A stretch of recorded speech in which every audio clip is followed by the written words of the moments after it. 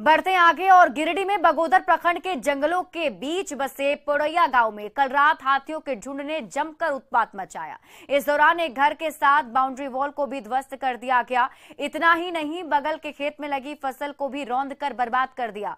बताया जा रहा है कि लगभग 18 की संख्या में जंगल से निकलकर हाथियों का झुंड पहुंचा था।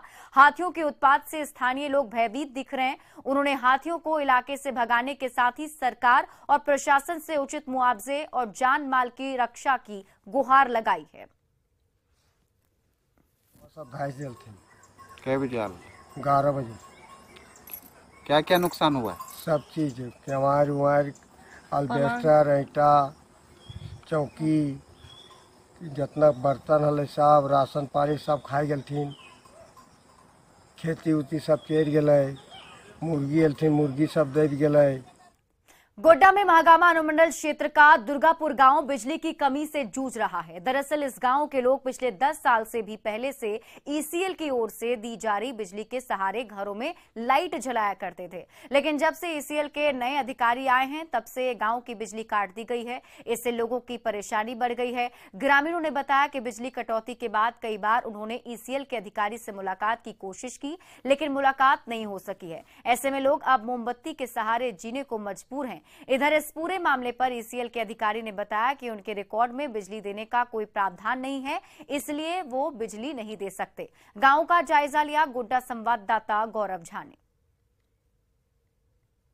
गांव में है और ये वो ग्रामीण है जो ईसीएल के कार्यशैली से परेशान है।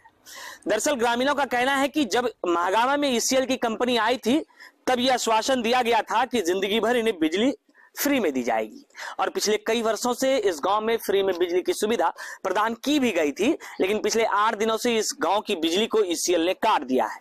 ग्रामीण बताते हैं कि यहाँ जो नए अधिकारी आए हैं उन्होंने इस बिजली की जो समस्या है इसको यहाँ पर रखा है, क्योंकि अधिकारी का कहना है कि ये अनऑथराइज्ड रूप से बिजली का उपयोग करते थे।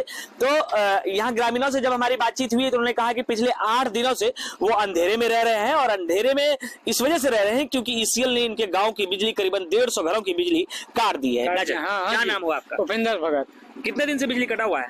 8 दिन से। पहले मिलता था? पहले मिलता था। पहले हम लोग कम से कम 20 साल से लाइन जला रहे हैं और 20 साल के दरमियान में यही 20 साल लगभग होगा। पहले से बहुत दिन से जलाते, यानी 20-22 साल हो गया है। ऐसा वैसा नहीं लगता था उस समय? ना, पैसा एक पैसा नहीं लगता था। क्यों काट दिया गया? अब वही जाने वही लोग क्या करें। सब आदमी जाता है पर देवे नहीं करता है, पढ़ा लिखा जाता है, बोलता है नहीं मिलेगा, लाइन नहीं मिलेगा। वो जौन टोल लगाए हैं उसमें कितने दिनों 8 दिन से लाइन नहीं है। पैदा हुए तो उससे पहले से लेकिन अब इसमें अब नहीं। क्या नाम हुआ? ईसीएल का तरफ से कोई प्रावधान नहीं है, इसलिए ईसीएल इलीगल कनेक्शन नहीं दे सकता है। ना ईसीएल बाहर में कोई इलीगल पावर सप्लाई कर सकता है, इसलिए हम लोग उसमें सहमत नहीं है। उसके अगेंस्ट में हम लोग एफआईआर भी किया है और वो कनेक्शन हम लोग नहीं दे सकते हैं। ग्रामीणों ने कई दफा इसको लेकर आंदोलन भी किया है, कई दफा अधिकारी से मिलने भी गए हैं, लेकिन अब तक ग्रामीणों की समस्या का हल नहीं निकल पाया है और ग्रामीण अंधेरे में रहने को मजबूर है।